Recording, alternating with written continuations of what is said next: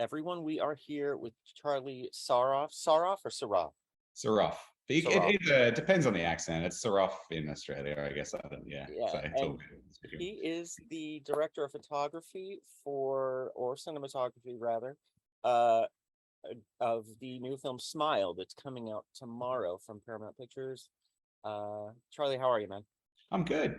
I'm really sort of happy to see some of the early reviews coming in, and a lot of people excited about going to the cinema for it. And yeah, I'm feeling it's been really fun. I was in Fantastic Fest for the premiere the other day, and that was always a good time. Austin's a fun town, and then we had the West Coast premiere here, and that was fun. So it's been a little bit. I've been a little foggy lately, but it's been. I'm just enjoying. I'm seeing Parker's success and the team's success, and it just, yeah, I mean, it's early days yet. I don't want to get too ahead of myself, but it's just been a really fun process. It's my first theatrical film. I mean, I did shoot Relic, which probably would have done that, did some drive-ins, and unfortunately the pandemic Oh, you shot did Relic. that.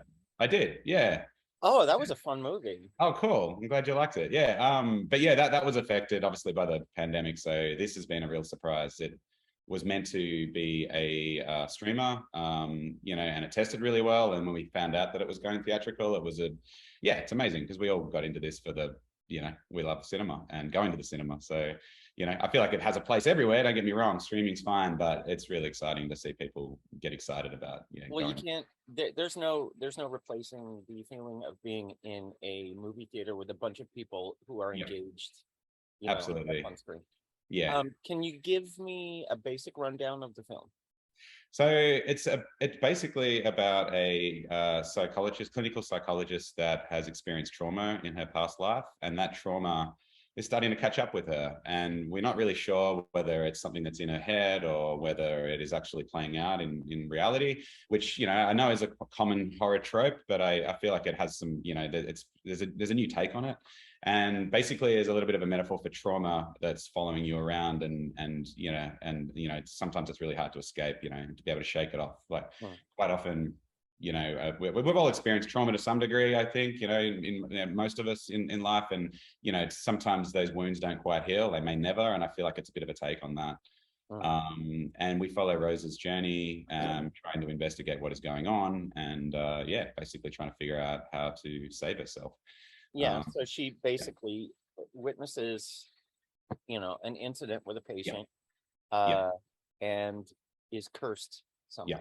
Yeah, it plays into that for sure. There's definitely a curse, but obviously, there's a lot that sort of just comes back from her childhood, and I think that curse brings out a lot of things, and then it sort of gets a little bit of a, you kind of get. I feel like where things get a little bit intense and can be a little bit. There's that sort of idea that is something really playing out in. What am I trying to say? It's like a, it's basically a bit of a take on how you can be affected by these things, and how it can set you down a path that you're not really sure is true or not, or the right path. But if that makes sense, I probably don't explain that one too well, but yeah. No, you're fine. Yeah. You're fine. Yeah. But to me, what stood out in the film was the score.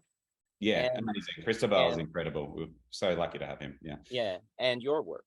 No, thank you. Yeah. Because there were some really, I mean, the camera became its own character in this movie. Cool.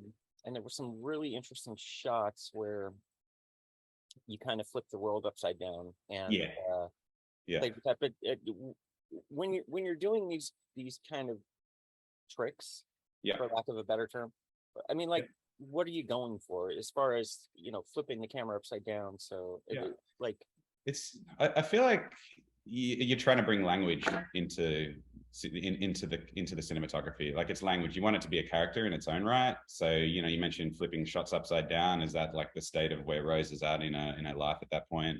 Is her whole world being turned upside down? It's kind of a, you don't want to be too cliche with it or anything, but that's essentially there. It's just to portray that feeling of unease and trying to work that in. Like, I feel like one of the big motifs in Smile was really trying to make Rose feel very vulnerable. Like, we used a lot of wide lenses, whether it is wide shots itself or close-ups on a very wide lens. We wanted the audience to feel and see the background and not know what was there. We didn't really want to be on telephoto lenses that often, where it really compresses things, which could also be an effective tool. in horror, and it is often used in that way because it can isolate people as well. But in this case, we wanted her to feel very much a part of that world, but then what is going on, you know, we wanted things to be able to lurk in the shadows or not know exactly, you know, we didn't want really people to, I think it just helps build up suspense, like bringing in a lot of the scenery and the background and stuff like that. So back to your question, it's really just about building in language and trying to find formulas that just help push the story along. And Parker Finn, who's, you know, I love working with, he's a very visual director. He wanted to be very precise with that stuff. So collaborating with him on it was a real joy because we were able to really, like, we spent a lot of time actually at my place here before official prep, just shot listing, and he already had like so many great ideas about different shots and different jump scares and stuff like that. So we were able to really spend some time in figuring out how best to do them and, you know, what sort of tools are needed for that. And but yeah, I think the premise of what I'm saying, I guess it's just that finding language and not just covering scenes and stuff like that was really important to us. And I think that's where a lot of great cinematography comes from. It's just sort of trying to find it, you know, you want to do more than just cover off scenes. It's becoming a character in its own right. So right. Now let's talk about the color palette that you guys honed in on. Yeah, it's really blue. Yeah, it's really kind of murky. How did the story inform your choice in approaching the color palette and the overall look of the film? Again, I feel we wanted to, you know, the production design, like Lester Cohen, who's our production designer, did a fantastic job working with Parker and the team, and Alexis, our costume designer. It was really important that we all were on the same page with lighting, with our backdrops and sets and wardrobe and things like that, to use color as another tool in to portray, you know, different emotional states and stuff like that. There's some subtle little hints in there, but, you know, whenever the color yellow is used, for example, that's like a sense of danger or the entity in its own right. I don't think it's very subtle, like people won't necessarily pick that up, but I don't know if I'm giving anything away there, but like there is like, you know, I don't know if that's been said before, I don't know if I'll get into trouble for it, but if you look into like little areas around the set, whether it be some flowers or like some wrapping pipe, you know, the wrapping paper, things like that. All I'm saying is that was one of my favorite scenes. Correct. I've seen. Which one was that? The party or the party? Yeah, I love that. When I read the script, I was like, this is so dark, and I have to. It got me really excited. Like it was a page turner from the beginning, but when that happened, I was like, whoa. It just Parker, you're mean, but I like it. It's like yeah. It just when that went down, I just howled. Laughing because it was like, oh God. Absolutely, yeah. And then I really love that scene too. Yeah. So after you brought up the color yellow, I was like, yeah, that's right, because you know, were there any other safe colors that indicate safety? That's a good question. Safe colors, like, I mean, there was like, I guess we wanted to, you know, like pink in the hospital and stuff like that. That was definitely the thought of, like, I think that was taken, you know, I'd have to speak with Lester and Parker to that. I remember they had references for it, and I remember in the discussions and loving it. I can't remember exactly what era it was, but a lot of hospitals would use pink and to convey a sense of calm. And, you know, whereas we used it to, you know, flip it on its head, I guess. So yeah, like that was definitely one of the sort of safe colors, I guess you'd say, but we wanted to contradict that. I believe, that was probably one of the main areas where we wanted to kind of, you know, we looked at a lot of films, like references and stuff like that, always play an important part in trying to develop all color palettes and things like that. And I remember Todd Haynes' film Safe was one that sort of used a lot of those pastel kind of colors and everything. And it was also about a female protagonist that are descending into, you know, unhealthy state. So that was a strong reference for us visually. I mean, again, you know, I think they've ended up quite differently, but that's how it should be. You know, you take a little part of a reference that you really love and it spawns an idea, and then you end up going on your own journey. But that was a film that came to mind where we looked at a lot of the different color palettes and wardrobe and stuff like that. And sometimes minimalist coverage. I know the camera moves a lot in Smile, but we also wanted to not go overboard with that at times and just sort of let things play out. So yeah. It was a good balance. It wasn't cool. I mean, you could obviously when when you were playing with the camera a bit, it was definitely like, oh, there it is. We But definitely had a it fun. wasn't over the top. It wasn't Okay, over the cool. top. And also how did you play with darkness and light levels in the film to really keep people just on edge? Sure. I always, I know this has been said before, but I think, what you don't see is important as what you do see. And that's the way I usually approached, not just horror films, like other films and different projects. So yeah, just shaping and really thinking through what you want the audience to see and pointing their attention at different things that's how I approach lighting. It's always a balance. You don't want everyone to look really pretty all the time, but there's certainly times where you do. And then it's just like, where do you get away with things being a bit more rough? And, there's always that balance. I've done a lot of commercials and there's that sort of instinct to make everything picture perfect all the time. But then that's why I love narrative and horror and different genres, like where you can kind of light a little bit more, you can take more of a minimalist approach in a lot of ways. And maybe it's just like a single source and then let things fall off. I love being able to do that. So, but yeah, I think, again, like color and stuff comes into it. It's working with all different departments, like, what sort of color light are we using? And we wanted, again, like, coming back to a film like Safe, which is a very different film, but we loved the different color balances and temperature and not being afraid to put, more of a bold green sort of moonlight mixed with some sort of an amber light coming in from, just sort of playing with different temperatures and stuff, I think is really fun. And again, it sort of hopefully draws the audience's attention into different parts of the set and, not knowing what could be there. And maybe there's a hint of yellow somewhere and things like that. From memory, it was really just approaching it scene by scene and breaking it down in my mind of like, well, where is the tension coming from? Where is Rose or any of the other, protagonists? And like, what do we need to see and what don't we need to see? And kind of playing with that. As far as exposure levels and all that go, I worked with the colorist Dave Cole from Photocam. He's brilliant, and he helped with like designing LUTs for the camera, which lookup tables, which basically give you a little bit of an in-camera look of how the film may be. Like you always end up bringing it into the color grade and it changes, but on set we monitor it in a way that is a little bit more. It resembles a little bit more like how the finished product might be, not just the in-camera look, if you know what I mean. Right. So with that, he helped develop a little bit of a safety net with exposure, being quite a dark film and being a horror in certain areas. He basically helped me, with exposure in a way that I would technically overexpose a little bit, but it wouldn't look that way. So what it does is protect some areas of the image. So later on, if we really need to dig a bit more out, if I went a little too dark there or a little too light, it just gives us more latitude to play. Right. So that was in particular, like the finale scene. There are huge differences in light because there's fire. And so that had to have been pretty tricky. Yes, that was actually. And fortunately, we worked with a great VFX team that helped with that, but we did a lot in camera. We did set somebody on fire, but it was a composite of like different images. So we had an amazing stunt guy that and all half of New Jersey's fire brigade was there. It was like, we did it. It was really great watching it all play out in such a professional manner. But at the end of the day, we did, there was a lot of this stuff was in camera. And that's another thing I love about working with Parker. He's very much about, puppetry and real fire and stuff. So, but yes, that was tricky. Like, fortunately, the latitude of the camera was able to like kind of maintain everything. But, I know that there were certain areas where you have to get in and plate things over the top of things and stuff like that. Right. That said, I was there sitting there on the shot because the cameras had to be kind of locked off and for safety, and all the operators and myself and everything were all out on the monitors, and I was with my DIT. And we were writing exposure. We had the two cameras. So when the fire just got so bright, I'm sitting there with him going, whoa, and like,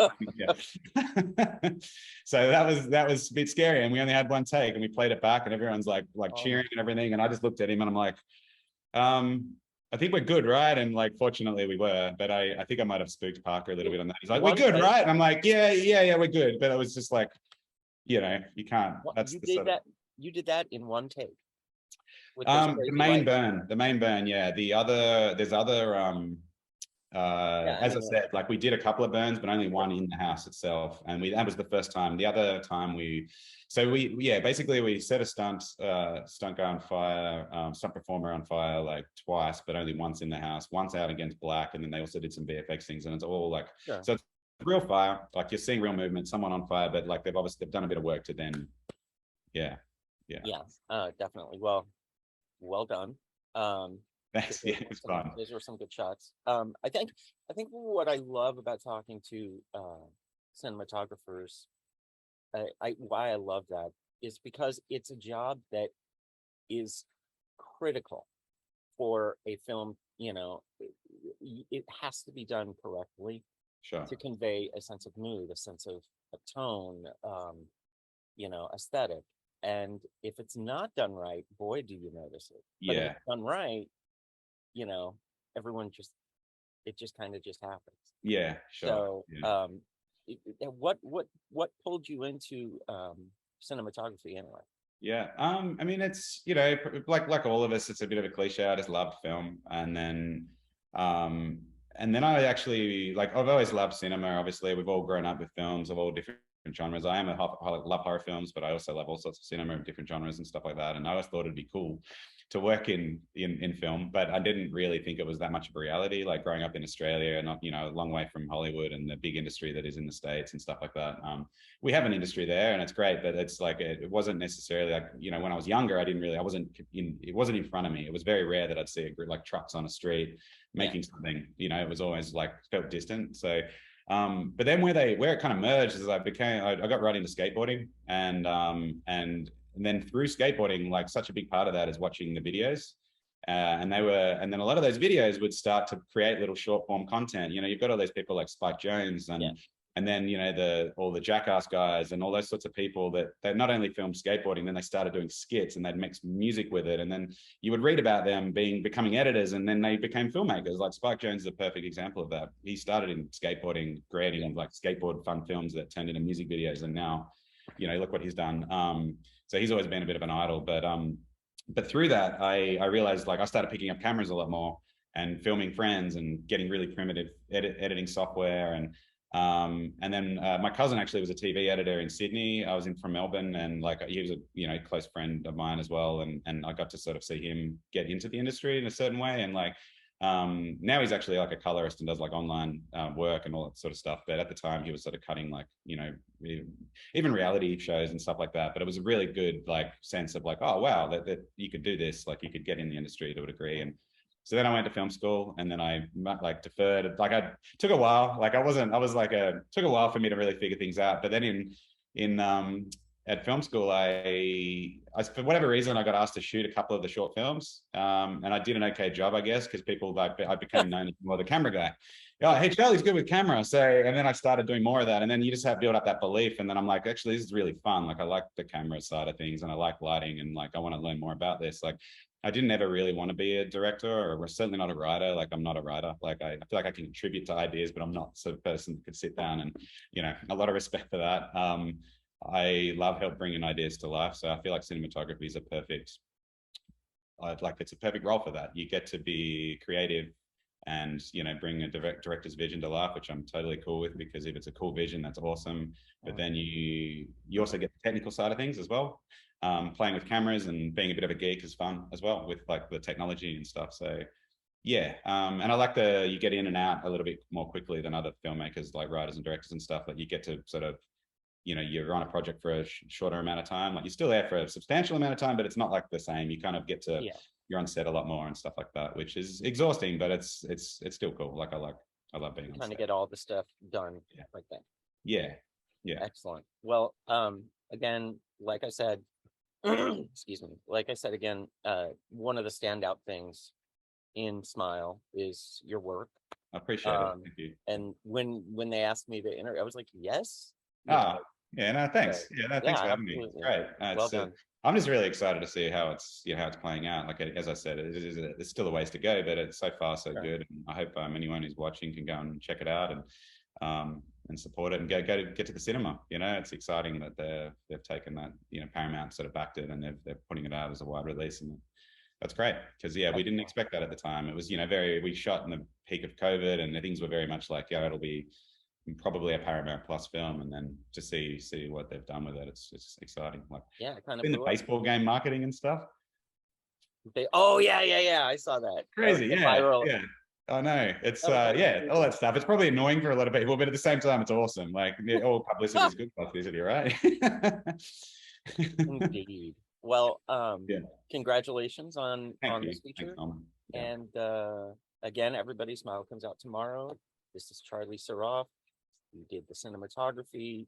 He photographed everything you see on screen there. Charlie, thank you so much for talking to us. My pleasure. Thank you. Please come back with your next project. Yeah, that'd be great for sure. All right. Take care. See ya. Thanks a lot. Yep. Bye.